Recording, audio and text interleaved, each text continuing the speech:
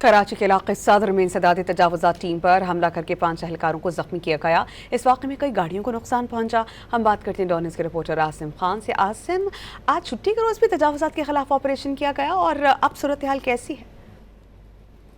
یہ کمشنر کراچی کے احکامات پر صدر میں روزانہ کی بنیاد پر آپریشن جاری ہیں، اور آج جیسے ہی ٹی ایم سی صدر ٹاؤن کی ٹیم تجاوزات کے خاتمے کے لیے پہنچی ہے، نامعلوم شرپسندوں نے اس ٹیم پر حملہ کیا، جس کے نتیجے میں ڈنڈے اور پتھر لگنے سے 5 افراد زخمی ہوئے ہیں، جبکہ ایک شخص کا کان بھی کٹ گیا ہے اس میں، جس کے بعد صورتحال کشیدہ ہو گئی۔ Incharge anti encroachment Shah Nawaz Khan کا بتانا ہے کہ کئی روز سے بطار مافیا کی جانب سے دھمکیاں مل رہی تھیں اور روزانہ کی بنیاد پر آپریشن بھی جاری تھے، تاہم اس کے بعد صورتحال کشیدہ ہو گئی اور اب جو ہے ان کے خلاف مقدمات درج کرنے کی تیاری۔ بہت شکریہ عاصم، آپ نے اپڈیٹ کیا۔